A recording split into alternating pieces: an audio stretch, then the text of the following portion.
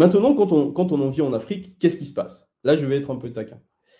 Les phénomènes qu'on trouve en Afrique, c'est quoi? C'est que, globalement, dans la société, et pour ceux qui en doutent, on va en débattre tout à l'heure et j'aurai des références de lecture, des références de vidéos, des références de réel, de vécu. Si vous voulez venir avec moi, on va checker.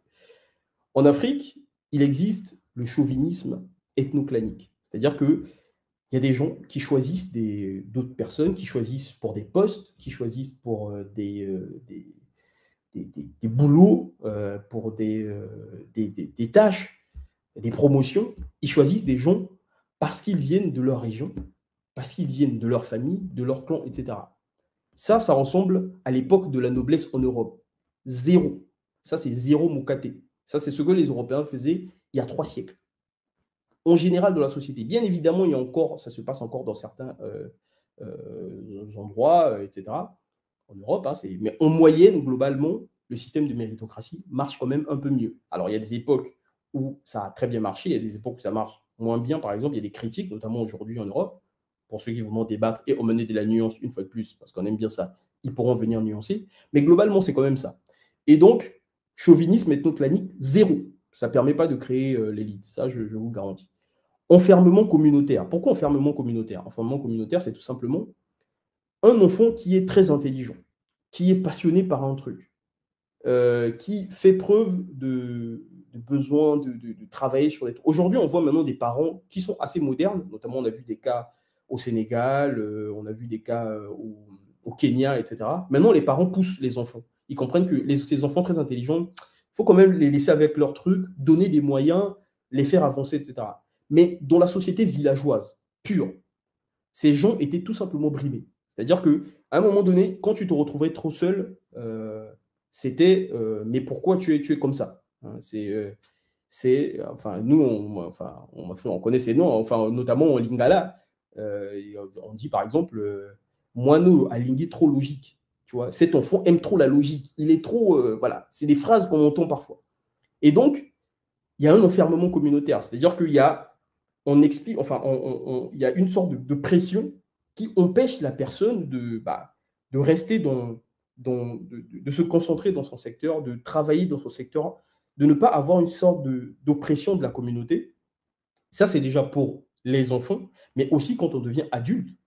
Quand on devient adulte, vous vous doutez bien que vous avez, et je renvoie toujours les gens à une vidéo d'Investir au pays, Philippe d'Investir au pays, qui avait fait vraiment, c'est une masterclass. Il avait fait une vidéo avec son père, où il posait des questions à son père, à l'époque de son père, comment ça se passait, etc. Parce que son père était un grand cadre. Après les indépendances, il était directeur de banque ou quelque chose comme ça. Et son père expliquait de manière mais claire et limpide, mais la pression qu'on ressentait quand on avait un top niveau dans l'administration, parce qu'on était bien évidemment un chef et dans sa famille, on gérait tout. Vous vous doutez bien que le mec qui gère tout, en fait, vous vous rendez pas compte, mais pour un chef de famille ou quelqu'un qui s'en approche, gérer une famille, c'est comme gérer un État. Et d'ailleurs, c'est pas étonnant que certains hommes d'État, justement, ils s'occupent presque pas de leurs États. Parce que gérer une famille, c'est comme gérer un État. Il y a des problèmes tous les jours. Tous les jours. Tel problème là-bas, il faut appeler là-bas, il faut régler, telle personne a eu ceci, machin bidule. Donc le truc, improbable. Donc le temps de penser, de commencer à penser, oui, je vais me concentrer dans mon laboratoire, innover, faire des mesures, laboratoire, je sais pas, c'est mission impossible. Vous avez déjà résolu 10 000 problèmes dans la journée, vous arrivez là, vous voulez rentrer dans votre labo, vous avez 15 000, en fait, non, c'est pas possible. Il y a besoin d'un espace individuel de travail, etc. Et d'ailleurs, il y a beaucoup d'intellectuels aussi qui ont parlé de ça, notamment Amadi Ali Dieng. On pourra renvoyer à des vidéos où il parle de ça, etc. Ou d'ailleurs, il crée une polémique en parlant, bon bref, en parlant de quand on épouse une femme européenne, quand on épouse une femme africaine, etc. Bon, on ne va pas rentrer dans cette polémique-là. Ensuite, il y a la corruption. La corruption, qui est un sujet à lui tout seul, qui a plusieurs racines, etc. Bon, on en discutera peut-être. Et donc, la corruption emmène à l'achat du mérite. On connaît tous, dans nos pays, parfois pour avoir des diplômes, pour avoir des postes, tu achètes carrément le truc. C'est-à-dire que tu vas donner de l'argent pour avoir le truc. Mais attends, à un moment donné, donc le mec, il a beau être un crétin, parce qu'il a peut-être eu de l'argent de son oncle ou je ne sais pas de quoi, il va acheter un poste et il se retrouve à un poste à faire un travail dont il est incapable de faire, objectivement, qu'est-ce qu'il va faire? Des fois, c'est un poste, c'est un maillon faible, il fait bloquer tout le cursus, il donne son travail à quelqu'un d'autre. Il y a un autre gars qui fait le travail, il fait deux boulots au lieu de faire son travail, et ça, dans l'administration, Dieu sait qu'il y en a. Des fois, il y a même des gars qui font le boulot pour 10, mais bon, on ne va pas rentrer dans ce détail. Et donc, du coup, achat du mérite, absence de méritocratie. L'absence de méritocratie, c'est juste ce qui tue un peuple, une administration. Parce que la méritocratie, quand les gens remarquent que ça marche, eux-mêmes, ils rentrent dans un processus vertueux. Mais quand il n'y a pas de méritocratie, ça pourrit tout. C'est comme, vous touchez comme ça, tout s'effondre. Parce que plus personne n'a confiance. C'est vraiment. Et en plus, dans le système africain de l'égalité sans action, de l'égalité absolue des humains sans avoir fait quelque chose, c'est-à-dire on est tous égaux, peu importe ce que tu fais, c'est la fameuse phrase en famille, laisse-le seulement, il est comme ça. Bah, ça fait que les gars, ils te demandent, mais pourquoi toi? Pourquoi t'as pas moi? Bah, toi, tu as un peu, tu ne fais rien un peu quand même. Donc, travaille un peu. C'est peut-être que tu en es là parce que tu ne travailles pas. Voilà. Mais vu que il y a une absence de méritocratie, bah, finalement, tu as des mecs qui sont très compétents, qui se retrouvent sous des gars qui sont très incompétents. Et du coup, quand ça se passe une fois sur 10 000, ça va. Quand c'est une fois sur 10 et une fois sur 2, là, ça devient très, très problématique. Et clairement, vous avez une administration qui marche là et vous en avez une autre qui ne marche pas du tout, ou presque pas. Et ça marche que sur 10 personnes. Sur 100 personnes, il n'y a que 10 personnes qui prennent le poids de toute l'administration. Et les gens, ils trouvent ça normal, ils font des vannes, ils essaient de faire passer parce qu'il faut toujours rester agréable, cordial, etc. Bon, toutes ces réalités, là, on connaît. Ensuite, il y a l'inhibition de l'esprit critique et l'esprit novateur. Parce que bien évidemment, il y a toutes les histoires de superstition, il y a l'enfermement communautaire, le poids de la communauté, l'esprit critique, on l'a déjà parlé pendant le live, le premier live sur la science, et tout ça, forcément, ça inhibe comment dire, la volonté individuelle d'innover. Parce que être dans un processus d'innovation, c'est toujours un challenge envers soi et un challenge envers la société. On se dit toujours, tout le monde me méprise un peu, tout le monde rigole un peu de ce que je vais faire, mais à la fin, je vais leur montrer que je vais démontrer, je vais réussir à faire ça. C'est aussi le challenge de l'entrepreneur. Au début, c'est difficile, tout le monde le regarde un peu bizarrement, mais il veut se montrer à soi qu'il va dépasser des limites. Il veut aussi montrer à la société que, voilà, à la fin, je vais faire ça et vous allez le reconnaître, etc. Et ça, pour ça, il faut une certaine capacité, il faut une certaine volonté individuelle pour le faire. Bon. Tout ça, quand déjà vous avez tout ça, ensuite derrière, vous venez rajouter des gens qui sont fortunés, qui prennent leur argent, qui préfèrent le donner à des chanteurs.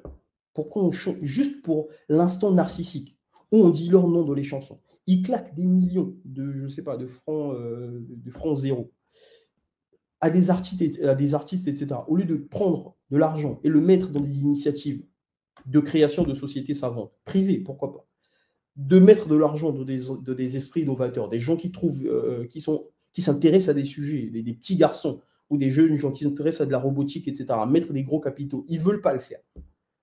En plus de ça, vous avez la négligence de la science, institutionnellement, par les États, etc., et par les moyens qu'on met notamment dans les écoles publiques, on peut voir, de la société en général, parce qu'on se moque en général des profs de mathématiques, après tout, ils servent à quoi? Ça fait que vous vous retrouvez avec un gaspillage de cerveaux utiles. Parce que d'un côté, tout à l'heure, on avait des cerveaux utiles qui étaient concentrés par un processus de sélection et de concentration qui les ont menés dans le même pool. Maintenant, ils sont disséminés partout. Ils ne se rencontrent jamais. Ils n'échangent jamais. Il y a tel enfant qui est très bon, qui est peut-être potentiellement un grand surdoué, qui est dans le village, machin. Il est là-bas, il va rester là-bas. Il y en a un autre qui est là-bas, il y en a un autre là-bas. La capitale est remplie de gens qui ne méritent pas. Bah, du coup, comment on peut progresser comme ça? Bah, c'est impossible. Donc, du coup, stagnation de l'innovation. Bah, en fait, vous allez voir qu'il y a des sociétés où on innove presque jamais. Hein, voilà.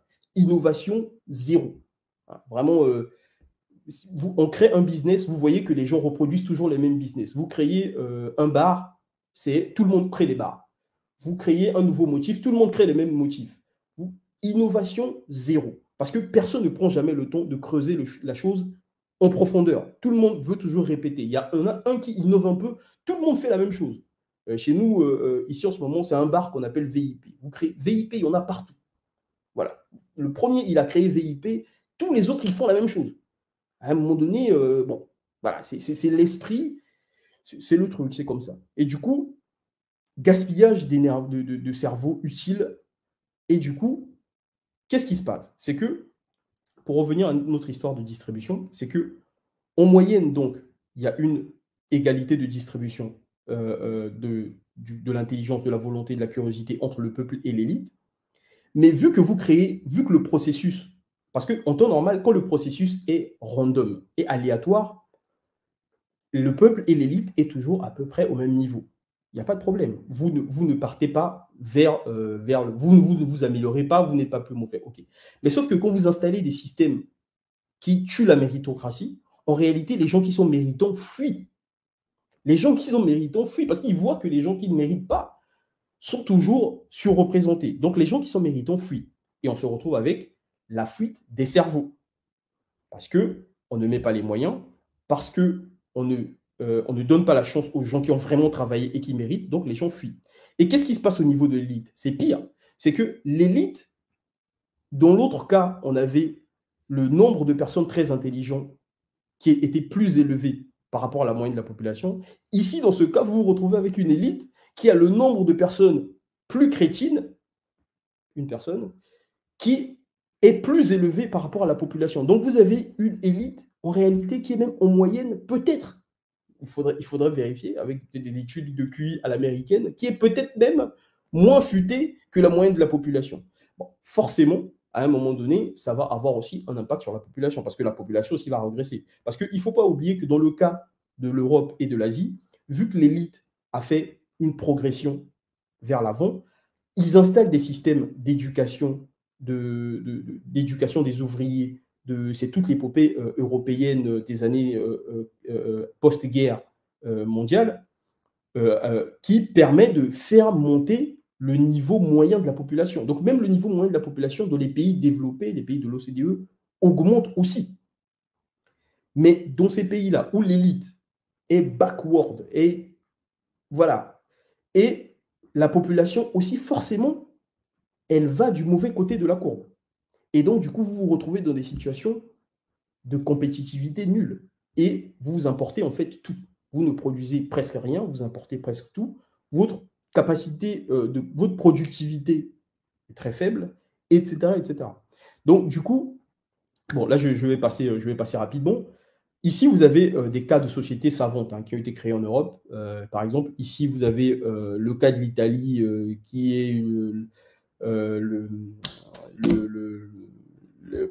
l'Institut Tenlisei, quelque chose comme ça, qui a été créé par un monsieur qui s'appelle Federico Sesi dans les années 1000, je sais pas, 1500, quelque chose comme ça, ou dans les années 1600, début des années 1600. Et en fait, lui, c'était un enfant d'une famille assez aisée. Et en fait, il était tellement passionné de botanique qu'il a décidé de créer cette société savante.